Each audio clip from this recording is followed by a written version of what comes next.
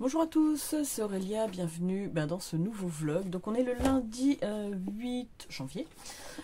Donc j'ai fait une lecture ce week-end. Donc j'ai lu la 9e pierre de Kylie Fitzpatrick, donc c'est chez Actes Sud. Donc ça va aller de ma catégorie dans le zoophilie gorille. Voilà, donc couverture noire. Bon, je sais, il y a de la couleur un petit peu. Mais l'essentiel est noir, donc je pense que ça le fait. Hein, là, clairement. Donc, alors, c'est un bouquin, j'ai adoré. C'est un coup de cœur. Mais clairement, à expliquer, c'est un petit peu compliqué. Donc, on est en 1864, à Londres. Au début, on suit Sarah O'Reilly, qui est une jeune fille d'environ 14-15 ans qui est orpheline. Elle a une petite sœur qui s'appelle Hélène. Donc en fait, les filles vivent toutes seules puisque elles sont venues d'Irlande avec leurs parents. Malheureusement, donc le père était alcoolique et il est décédé. Je crois qu'il est tombé dans la Tamise, si je dis pas de bêtises. Enfin, en tout cas, bref, il est arrivé à un accident malheureux puisqu'il était alcoolisé. Et donc leur mère qui s'est toujours battue pour réussir à subvenir aux besoins de la famille, malheureusement est décédée. Je crois que c'est d'une maladie pulmonaire, je crois. Enfin bref, elle est décédée. Et ils avaient un petit frère, donc qui était en bas âge, hein, et qui est décédé de cette même maladie. Donc Sarah fait tout ce qu'elle peut pour subvenir aux besoins d'elle-même et de sa sœur, puisque sa petite sœur doit avoir 7-8 ans. Donc elle se fait embaucher au London Mercury qui est tenu par Septimus Harding. Donc elle se déguise en homme pour pouvoir être prise au sérieux et donc elle fait des corrections ou des trucs sur, enfin des publicités pour des potions, des trucs, voilà, enfin, pas des trucs très intéressants pour elle, mais il faut bien démarrer quelque part et pour assurer l'avenir d'elle-même et de sa sœur, parce que son objectif c'est que sa sœur puisse aller à l'école. Elle a pris ce travail, sachant qu'elle est très bien traitée par Septimus Harding, qu'il a bien compris que c'était une fille. D'ailleurs, toute l'équipe a bien compris que c'était une fille, mais quand même. Bref. En parallèle de ça, elle fait la connaissance de Lily Korechnia, qui est une femme qui travaille, qui fait des chroniques aussi au London Mercury, sur le destin des femmes exceptionnelles, donc féministes, ou qui ont fait des choses importantes de leur vie. Et donc c'est quelqu'un qu'elle admire beaucoup et qui va la prendre sous son aile finalement. Donc Lily va entraîner Sarah de temps en temps pour aller faire des balades, des choses comme ça. Et elles vont... c'est compliqué, hein. Lily va faire la connaissance de Lady Cynthia Herbert, qui revient d'Inde, où son mari est décédé. Il a été assassiné, hein, clairement. Et elle revient avec des bijoux qui lui ont été confiés par le Maharaja de Bénarès pour en faire un talisman, donc un Navaratna. Donc il faut 9 pierres.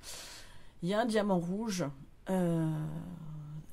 extrêmement rare, hein, et elle demande, puisque elle connaît la prose de Lily Korechnia, elle lui demande de faire l'inventaire de toute sa collection de bijoux, tout ça, enfin bref.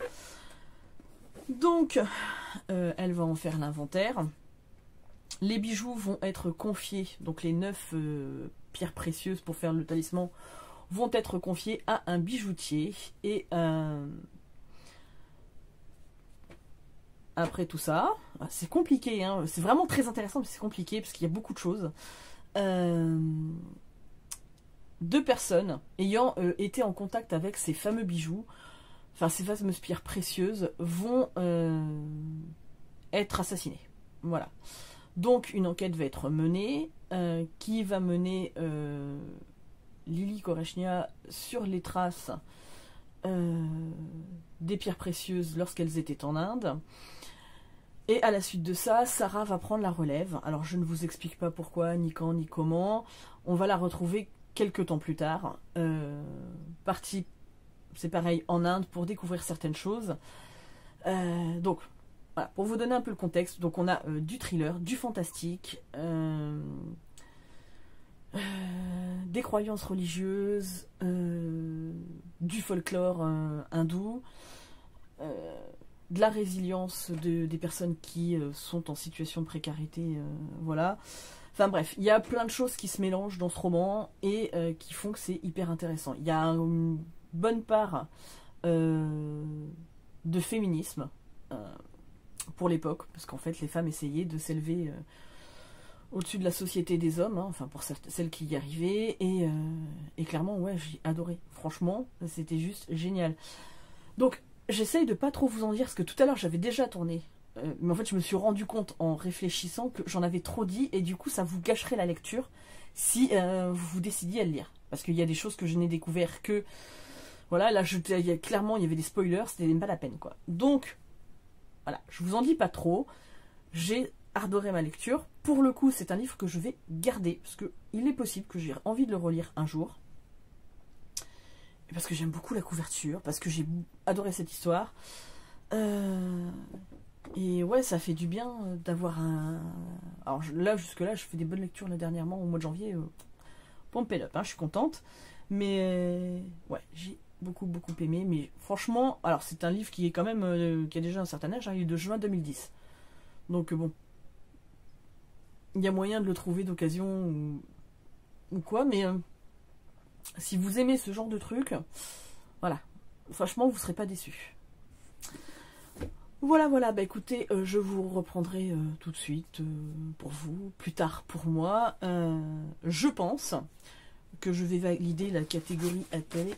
Je sors mon petit cahier de lecture. Il faut que j'aille marquer tout ça sur le Discord d'ailleurs.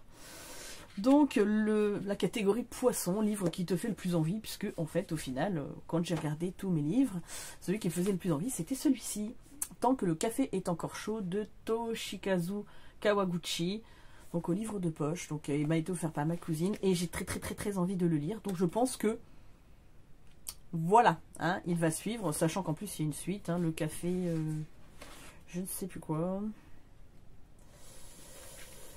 Café retrouvé? Non, c'est pas ça. Le café du temps retrouvé. Voilà. Donc, bon, clairement, voilà. Donc, comme ça, je valide ma catégorie.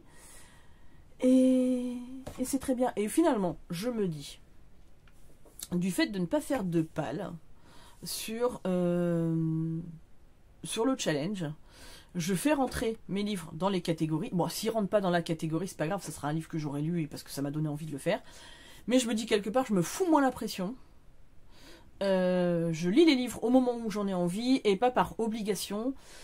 Et quelque part, je pense aussi que ça va me faire avancer dans ma palle beaucoup plus vite. Voilà. Donc ouais, j'ai... Les pales, c'est bien, tout ça.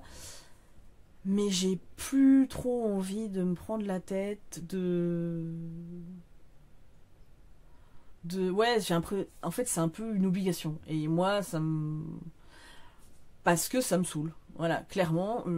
Par exemple, alors il y a des challenges que j'aime bien, je sais que l'été en série de Totalie Brune, Virginie, j'aime beaucoup quand elle le fait, alors même si cette année j'ai pas pu le faire parce que j'avais clairement pas du temps, mais il y a d'autres challenges, par exemple le challenge le mois de la fantaisie. J'adore la fantaisie, hein. Mais le problème, c'est que de lire de la fantaisie pendant un mois entier, au bout d'un moment, je me lasse. Clairement. Moi, il faut que j'aille dans plein de registres différents. Je ne peux pas lire tout le temps la même chose. Voilà. Donc bref, vous me connaissez maintenant. Je suis encore en train de blablater pour rien dire. Je vais lâcher là, ici. Et puis je vous dis à tout de suite pour vous. À plus tard pour moi. Bon, alors, essayez de ne pas me juger, parce que clairement, voilà, ça, c'est ma pièce à bordel. Alors, vous avez de tout, hein. Vous avez de tout, du tissu, des vêtements, des puzzles. Bon, ça, c'est mon gros manteau que j'ai mis par-dessus. Voilà. Mais sinon, vous avez plein de livres. Voilà, vous avez aussi des CD. Enfin, bref, voilà. Alors, je fais ce que je peux. D'où... attendez, je range. Voilà. Oui, j'ai des peluches aussi. Enfin, j'ai vraiment de tout là-dedans. Bref, donc tout ça pour vous dire que au final, voilà, hein, hop, je remets tout à sa place. Je suis désolée, hein, je vous fais bouger de tous les côtés. Voilà, voilà. Mais au final, eh ben, voilà pourquoi je ne peux pas faire de palme. Voilà, donc... voilà, ne me jugez pas, je suis désolée. Pardon, ça commence bien, je tousse déjà. On se retrouve, on est mercredi 10 janvier. Oui, c'est ça, 10 janvier. Bon, je pense que je vous aurais mis avant la photo de ma fameuse pièce que je vous disais avec mes livres. Alors, c'est un bordel sans nom. Hein. Il y a des manteaux, il y a des couvertures, il y a aussi, enfin, il y a plein de choses par-dessus en fait. Des magazines, des CD, il y a beaucoup de choses dans cette pièce, hein, qui est toute petite en plus. Hein. Bref, donc ne me jugez pas, je fais comme je peux avec ce que j'ai. Hein. Donc je vous retrouve, je suis en pyjama, je suis restée en pyjama toute la journée. Il a neigé hier, il fait très très froid.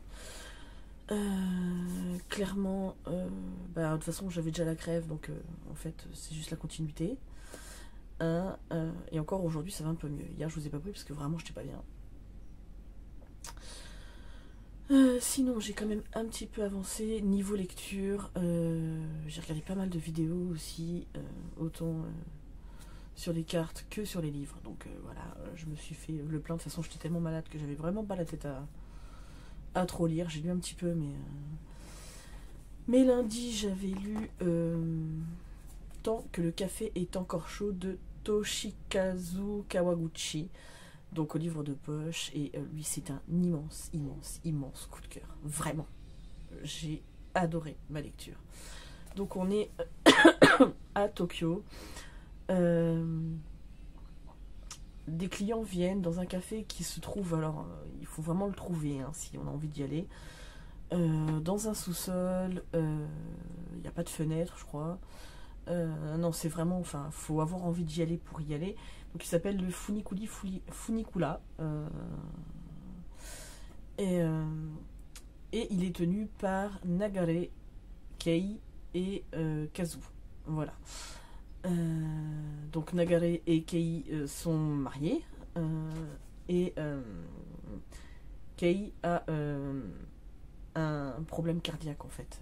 Elle a une insuffisance cardiaque. Et donc du coup, elle fait des séjours très réguliers à l'hôpital. Et Kazu, en fait, c'est la cousine de Nagare. Et voilà. Donc dans ce café, il est célèbre pour une chose. C'est-à-dire qu'en fait, selon la légende,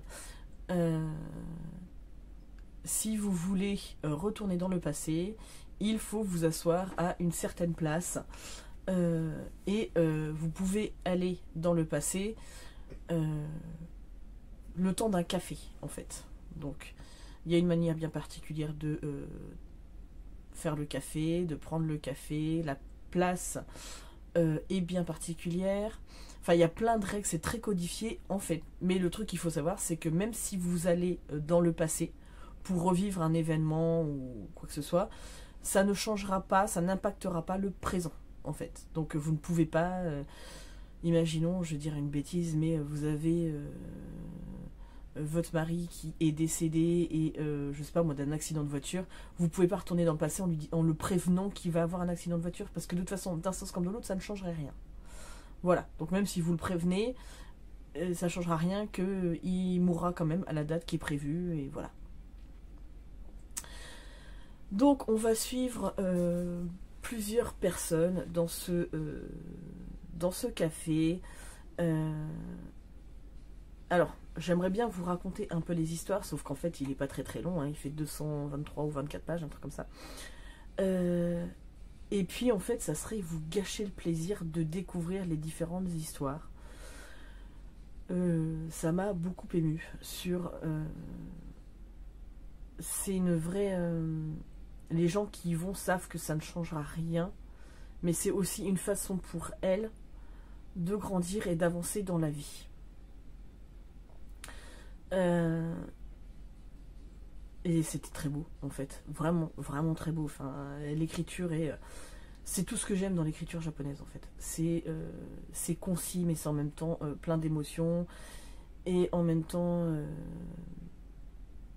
ils s'embarrassent pas de superflu les japonais. Voilà.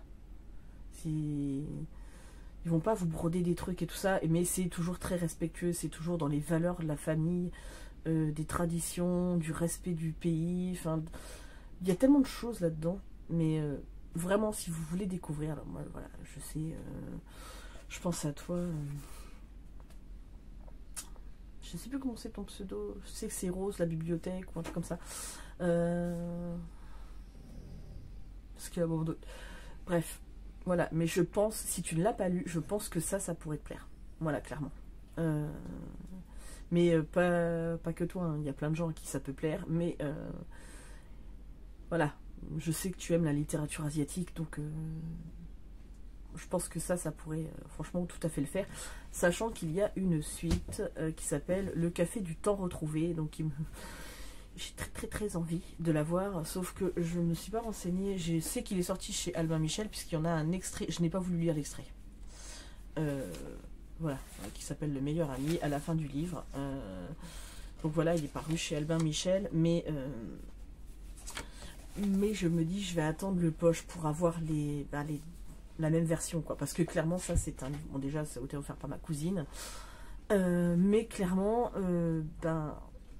voilà, je sais que je vais le garder et je sais que je suis susceptible largement de le relire. Voilà, donc, et puis, je peux peut-être le prêter à ma maman parce que je pense que ça va lui plaire. Voilà. GG, mon petit frère, si tu passes par là, je ne sais pas si tu connais ce livre, alors en japonais, je ne sais même pas comment il s'appelle. Est-ce que c'est noté? Non, hein, bien évidemment. Ah si, alors, le titre original, c'est Kofi ga Samenai Uchini. Voilà. C'était publié en 2015. Voilà, donc au Japon, je pense. À la base, c'est tiré d'une pièce de théâtre, en fait. C'est une pièce de théâtre qui a été mise en scène par l'auteur, et il en a tiré un roman. Et c'est une réussite, hein, puisque je ne verrai jamais la pièce de théâtre, donc je suis bien contente de l'avoir eu en livre, du coup. Donc ça, j'ai validé comme ça ma catégorie poisson, puisque c'était vraiment celui qui me donnait le plus envie en ce moment. Donc voilà, donc elle est validée cette catégorie, et j'ai validé hier, alors j'avais mal à la tête, je sais pas très bien, mais voilà, ça se lit toujours très vite. J'ai lu le tome 5,5 de la saga des filles au chocolat, donc Cœur sucré de Cathy Cassidy, donc c'est chez PKJ. Excusez-moi, je crois que je ne vais pas me remettre de cette craie, c'est pas possible. Donc, alors c'est deux petites histoires en une. Donc on va suivre, donc la première histoire c'est l'étoile de la Saint-Valentin. On suit Tommy, donc le petit ami de Summer. Summer, c'est celle qui est anorexique, qui fait de la danse. Et donc il va vouloir lui faire, parce qu'elle est née le jour de la Saint-Valentin, il va vouloir lui faire un super cadeau d'anniversaire et de Saint-Valentin. Voilà, donc je vous en dis pas plus. Et le deuxième, c'est Dans l'ombre des projecteurs. Donc c'est ensuite Jodie qui a pris la place de Summer, justement, puisque Summer n'a pas pu intégrer l'école de danse qu'elle voulait intégrer au vu de sa maladie. Et du coup, c'est Jodie qui a pris sa place. Et Jodie est très talentueuse, hein. Mais elle n'a pas confiance en elle, puisque en fait elle a toujours vécu un peu dans l'ombre de Summer, en pensant qu'elle était toujours moins douée, moins belle, moins ceci, moins cela. Elle en a jamais voulu à Summer, hein. C'est juste elle qui avait un manque de confiance en elle. Et là on va la suivre dans l'école, justement, et c'était tout mignon. De toute façon, j'adore cette saga, il n'y a rien à faire. Je suis fan, voilà, c'est un de mes coups de cœur jeunesse, clairement. Donc voilà, hein, je vais pas vous en faire des tonnes et des tonnes, mais du coup, comme nous sommes toujours dans les filles au chocolat, ça valide ma catégorie snack, hein, voilà. En plus, il y a des cupcakes et tout sur la couverture, donc clairement on est dedans.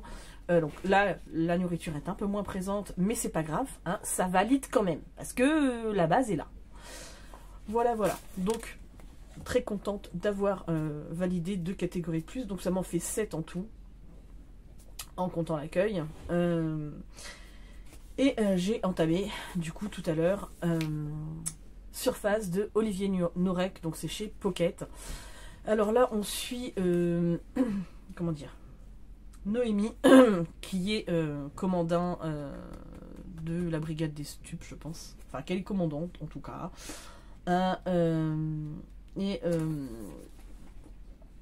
Ou capitaine, je ne sais plus. Non, elle est capitaine de police, mais bref. Et en fait, au début du roman, il s'apprête à intervenir, donc faire une...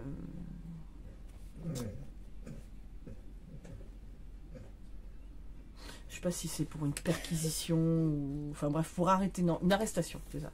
Ils vont arrêter à 6 h du matin un trafiquant de drogue qui s'appelle Sohan, qui a éliminé déjà plein de ses concurrents, qui est très dangereux. Et donc, elle mène l'opération.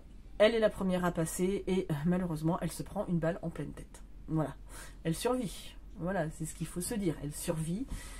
Et là, on en est dans... Elle vient juste de sortir de l'hôpital, mais il faut qu'elle apprenne à vivre, puisqu'elle est complètement défigurée. Donc, toute la partie droite est défigurée. C'est-à-dire que la joue a été arrachée.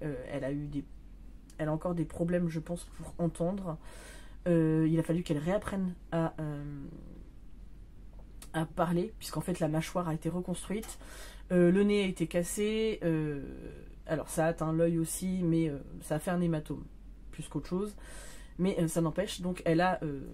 c'était avec un fusil de chasse. Et donc du coup, elle s'est pris 15 plombs dans le visage, en plus de ça. Donc ça continue. Donc elle a une balafre qui fera à peu près 20 cm. Et c'est fait comme une constellation, les balles qu'elle a reçues. Et voilà, donc il faut qu'elle commence déjà à retrouver sa vie, à appréhender son image. Puisque voilà, clairement... faut pouvoir se remettre de ça. Puisque elle le dit, elle a l'impression d'avoir été... au niveau de sa cicatrice de la joue, en fait, ça a été arraché par un chien, quoi. Et alors que pas du tout, c'est une balle, mais voilà, donc il faut qu'elle apprenne à se reconstruire. Elle est suivie par, comment il s'appelle, Melchior, je crois. Je crois que c'est ça son nom, Melchior. Et c'est ça, c'est Melchior, donc en fait qui est psychiatre à l'hôpital et qui en fait est psychiatre de guerre et enfin qui suit des soldats sur le terrain en général. Et il venait de rentrer de mission et du coup il a eu en charge Noémie. Donc il va falloir qu'elle fasse un travail avec lui et j'en suis là. Elle vient de sortir, elle vient d'arriver dans son appartement et voilà quoi. Donc c'est pareil. Je pense que déjà rien que le début ça me plaît beaucoup. J'aime beaucoup l'écriture d'Olivier Norek, du coup je n'avais jamais lu encore. Mais c'est très incisif, très... Voilà, on va à l'essentiel. Même si comment dire, il nous met des détails et tout ça, mais on sent qu'en fait il a travaillé chez les flics. Voilà, on sent que c'est un ancien flic. Et vraiment j'aime beaucoup. Pour l'instant... Voilà, je suis à fond dedans. Bon, je suis page 46. Je me suis arrêtée en me disant, je vais quand même faire un petit peu, tourner un petit peu pour vous parler des autres livres que j'avais lus et puis vous dire que j'avais commencé celui-là. Donc je pense qu'il ne va pas trop traîner non plus. Parce que déjà, les chapitres sont assez courts. Donc ça, c'est appréciable. Alors pas que j'aime pas les chapitres quand ils tournent, mais c'est simplement que des fois, vous avez besoin de stopper un chapitre et vous le mettez en pause en plein milieu et c'est un petit peu galère des fois. Voilà, donc quand on a du temps pour lire, ça va. Quand on n'en a pas... Bref, c'est tout ce que j'avais à vous dire niveau lecture. Voilà, bon, à part que j'ai la crève et que j'ai très très froid, c'est pas grave. J'espère que vous n'êtes pas trop gênés par le sèche-linge. Parce que je pense qu'on l'entend dans la vidéo. Je suis désolée, mais j'ai pas le choix. Donc il faut bien que mon linge y sèche. Voilà, voilà. Bah écoutez, je vous reprendrai tout de suite pour vous. Là, on va aller...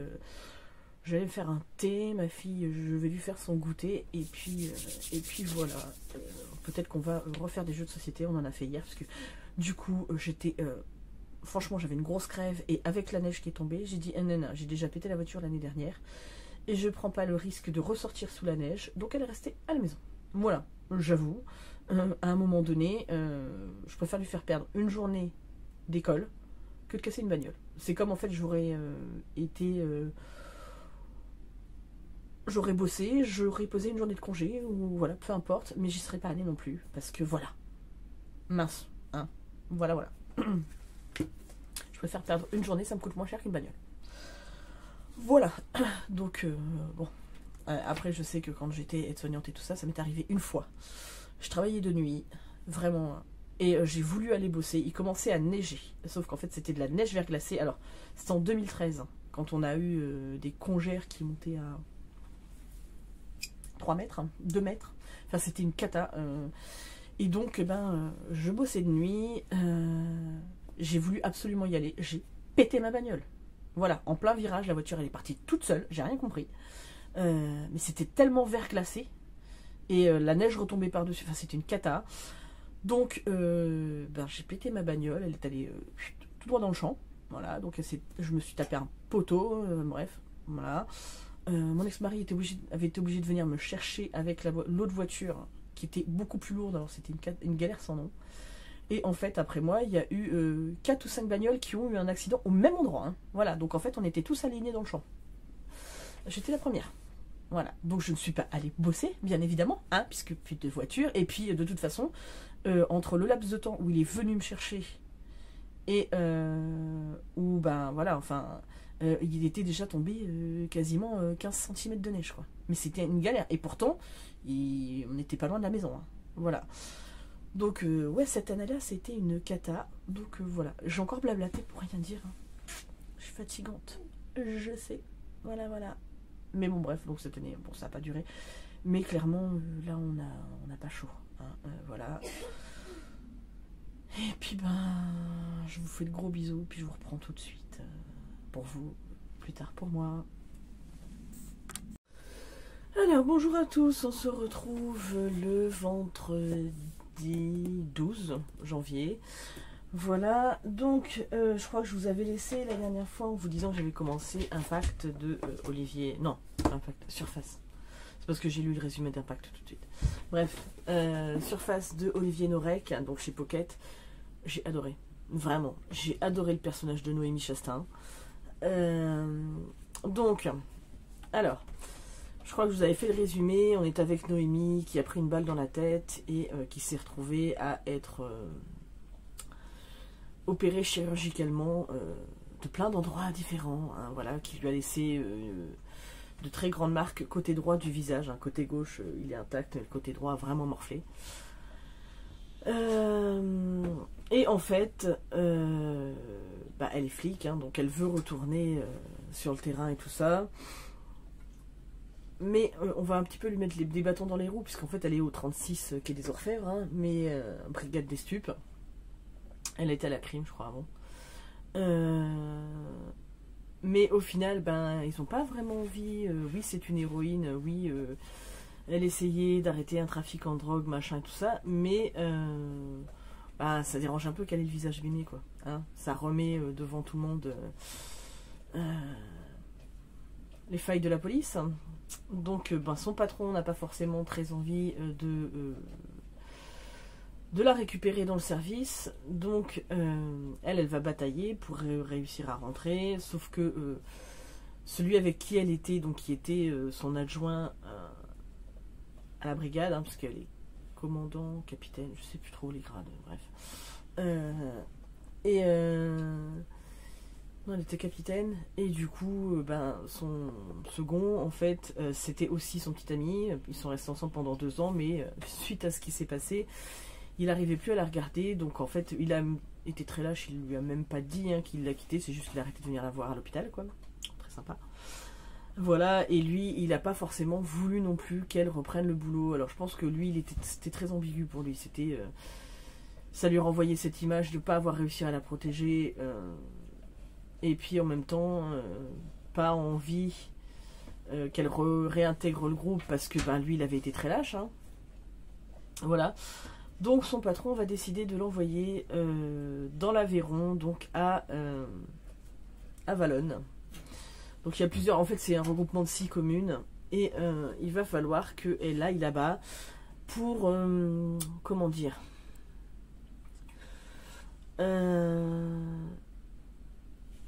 pour évaluer, puisqu'en fait il y a une gendarmerie aussi là-bas, si les services de police sont nécessaires ou pas, hein, puisque sinon ça fait double emploi entre guillemets et que les effectifs de la police pourraient être mieux répartis ailleurs. En gros c'est ça, c'est on lui dit est-ce que le bureau de police il est nécessaire ou est-ce qu'on peut le clôturer, quoi. Enfin on peut le fermer. Donc elle y va, ça la fait chier clairement, hein, elle n'a pas du tout envie, elle veut rester à Paris, commander sa brigade de stupéfiants tranquille, machin, tout ça, sauf que bon, il va bien falloir qu'elle fasse contre mauvaise fortune bon cœur, hein, comme on dit, et va être mis au jour un pêcheur va tomber sur un fût dans lequel il y a un corps, alors dans un état de décomposition plus qu'avancé, dans un lac en fait, hein, et va se lancer un vieux cold case de 25 ans. Voilà, puisqu'ils vont découvrir que c'est un enfant. Et en fait, au final, il correspond à l'identité d'un enfant qui avait disparu il y a 25 ans, mais sauf que ce fameux jour où cet enfant a disparu, il y en a 2 autres qui ont disparu aussi. Et un homme. Voilà. Bref. Donc du coup, je peux pas vous en dire beaucoup plus, sinon je vous révèle l'histoire, ça n'a strictement aucun intérêt. Hein. Mais vraiment, vraiment, c'était une très très bonne histoire. Vraiment, c'était le premier d'Olivier Norek que je lisais. J'ai franchement surkiffé. J'ai adoré le personnage de Noémie Chastain. Donc Olivier Norek, si vous passez par là, clairement, remettez-la moi dans des enquêtes. J'ai adoré ce personnage. Vraiment. Donc pour l'instant, je pense que lui va rester à la maison. Voilà. Clairement. Hein. C'est pas bien parce que j'essaie de dégager ma palle pour virer le maximum et au final, je regarde. C'est pas cool. Mais bon, c'est comme ça. Bref. Sinon, donc ça m'a permis d'avancer, oui c'est vrai, je vous l'ai pas dit, dans ma catégorie, donc lui c'est la catégorie, je l'ai noté, donc c'était la catégorie thriller suspense, mais orque, voilà, hein, orque. Donc j'ai avancé dans cette catégorie là. Et je vais vous montrer un autre bouquin. Donc du coup j'ai lu Le fantôme de Sarah Fisher de Agnès Laroche. Donc c'est chez Ringeau Heure Noire. Donc il est 2012 celui-là, octobre 2012. Voilà. Donc là on est avec une jeune fille qui s'appelle Sarah Fisher qui se réveille. Sauf qu'elle se rend compte qu'elle est morte. Hein, mais elle se réveille dans des vêtements qu'elle ne connaît pas. Donc en fait vous voyez c'est un peu cette tenue là, hein, mais elle n'a jamais eu ça puisqu'elle vient d'un orphelinat et donc elle n'a jamais possédé de tenue aussi jolie que celle-là. Et donc les seuls trucs qu'elle se rappelle c'est en fait être allée sur la falaise, puisque bon ça se passe en Angleterre, hein, oui c'est ça, ça se passe en Angleterre, elle va sur la falaise pour aller, elle adore regarder les oiseaux et tout ça, et elle a vu qu'il y avait un nid de cormoran, de je ne sais quel oiseau. Et donc elle voulait voir si les œufs avaient éclos en fait. Donc elle se penche au bord de la falaise et en fait elle se rappelle juste avoir vu des mains et pas d'autres souvenirs. Donc bon voilà, donc elle a supposé qu'elle avait chuté de la falaise, elle n'est pas complètement débile. Et en fait va apparaître Lord Fletcher. Donc Lord Fletcher c'est aussi un fantôme. Et il va lui dire, bah écoute, je suis venu pour te chercher, on va aller mener notre vie de fantôme. Tu vas rejoindre tout le monde, on va aller faire des balles, faire des plaisanteries, des blagues, enfin on est fantôme quoi. Elle lui demande s'il n'y a pas une autre alternative, parce qu'elle aimerait bien savoir, parce que pour elle on l'a assassiné, donc en fait elle aimerait savoir qui est-ce qui a fait ça. Et donc il va lui dire qu'il y a une possibilité, il faut qu'elle soit revenante. Donc les revenants ce n'est pas comme des fantômes, enfin c'est des fantômes, mais qui peuvent revenir sur Terre sous l'apparence de quelqu'un. Et alors on ne peut pas les toucher, hein, voilà, donc ils peuvent être amis, ils parlent avec les gens, ils mangent, voilà, mais en fait on ne peut pas les toucher parce que sinon on les traverse quoi. Donc il faut juste qu'elle ne se fasse pas prendre en tant que revenante pour pas perturber voilà, l'équilibre et tout ça. Donc elle va décider de revenir sur Terre en tant que revenante et donc elle choisit l'apparence de Florence Blake. Bon au final elle fera une bourde donc elle s'appellera Sarah Blake mais voilà, et elle va retourner à l'orphelinat pour essayer d'en apprendre plus sur sa mort en fait. Voilà, donc je vous en dis pas plus, c'est du jeunesse, ça se lit extrêmement vite. C'était sympa, franchement, moi j'ai bien aimé. Bon après on rentre pas dans les grands détails, c'est pas un truc... voilà, mais pour du jeunesse, franchement, c'était hyper sympa. Voilà. Donc du coup, celui-ci valide ma catégorie petite lecture, je crois. Donc moins de 200 pages. Et c'est la catégorie lézard. Voilà, j'aurais pu le mettre en jeunesse, mais bon, je me suis dit, on valide une petite catégorie, lézard, moins de 200 pages, ça le fait. Et donc, j'ai décidé, après, alors, est-ce qu'il rentrera dans une catégorie ou pas? Je n'en sais pas, peut-être suspense, parce que danger, tout ça, parce que c'est un peu ce qui se passe. J'ai repris, Je connais ton secret de S4 Remain. Bon, il a morflé, hein, parce que je l'ai un peu foutu partout, et du coup, je le balade à droite, à gauche, donc il était tout neuf, vous ne tirez pas. Voilà, bref, c'est pas grave. Hein. Donc là, je vous refais un peu le pitch. On est avec Jo, qui est journaliste. C'est ça, elle est journaliste indépendante. Elle vient de divorcer. Donc en attendant, elle vit chez sa meilleure amie, qui s'appelle Tara, je crois. Et qui a un petit ami qui s'appelle Arlo. Donc ils sont très fortunés. Tara et Arlo sont très fortunés, hein, contrairement à Jo qui pas du tout. Donc Tara vit dans un appartement qui est dernier cri, tout ce que vous voulez. Je crois que c'est Tara, que je dise pas de bêtises.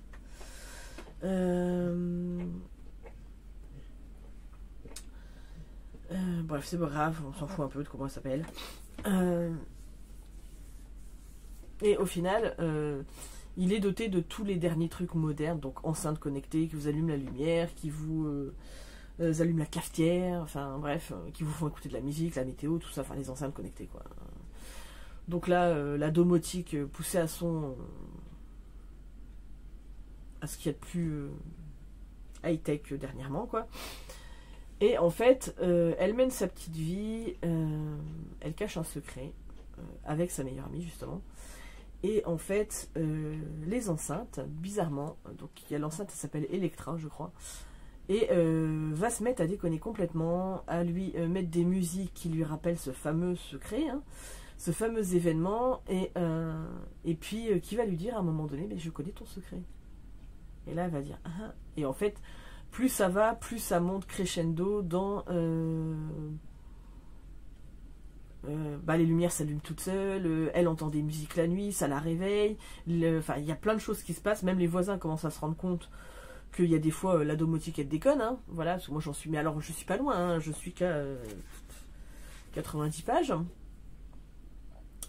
mais bon, donc j'ai repris, j'ai lu une trentaine de pages, hein, donc je devais être à peu près à 60 pages. Donc Sarah, il y a par moments, elle ne sait pas si elle rêve ou si elle ne rêve pas, puisque son père était schizophrène. Il a été diagnostiqué schizophrène, sauf qu'il s'est suicidé à cause de cette maladie-là. Il a ouvert les pots d'échappement dans le garage, voiture fermée, enfin bref, donc il s'est asphyxié comme ça. Et donc au final, Jo ne sait pas si c'est elle, c'est son cerveau à elle qui est en train de déconner et elle est en train de devenir schizophrène, ou si c'est clairement quelqu'un qui est malveillant et qui lui veut du mal. Là, elle est encore dans cette réflexion, je ne sais pas. Et tout la ramène à ce fameux secret, hein, un drame qui est arrivé. Et voilà. Donc je ne peux pas vous en dire beaucoup plus pour l'instant, puisque bon, on reste... vous suivez le harcèlement, ce qu'elle est en train de vivre et tout ça, mais j'ai pas beaucoup plus d'infos. Voilà, donc, ben, je pense qu'au moment où je l'ai entamé, c'était pas le moment, de toute façon j'avais du mal à lire et tout ça. Mais là, au final, les 30 pages que j'ai lues, je les ai bouffées, donc je me dis, voilà, c'était juste le mauvais moment. Donc, hein, on va reprendre, parce que ça fait déjà un très très long moment qu'il est... je pense que depuis le mois d'octobre, fin septembre, début octobre, je pense que je l'ai celui-là. Donc voilà, donc il me déplaisait pas. Donc c'est pour ça que je ne l'ai pas foutu en abandon et déjà dégagé. C'est parce que je me suis dit, je pense que c'est pas le bon moment, parce que le pitch de base me plaisait. Donc voilà. Et donc je me rends compte pour l'instant, 30 pages de lu, enfin relu. Du coup, voilà, ça me plaît bien, j'en suis à 90 pages, il n'y a pas de raison que je n'avance pas. Bah écoutez, je vais peut-être clôturer le vlog là, hein. Ça fait déjà pas mal de lectures, voilà, je vous ai inséré la photo, je crois, de ma pièce à bordel, là. Et puis, ben, moi je vais vous laisser, je vais aller ranger les décos de Noël, je vais aller m'occuper de mon linge, de mon ménage. Et puis voilà, et puis après, on sera en week-end, donc récupérer les enfants, tout ça. Ouais. Bref, je vais déjà aller ranger les décos de Noël, parce que bon, là, ça traîne depuis un moment, peut-être falloir. Hein, on est le 12 janvier. D'habitude, on les laisse pas traîner aussi longtemps. Donc voilà. Bah écoutez, je vous fais d'énormes bisous. N'hésitez pas à liker, à vous abonner, à commenter, j'adore les commentaires, voilà. Et puis moi je vous dis à très très vite pour une prochaine vidéo.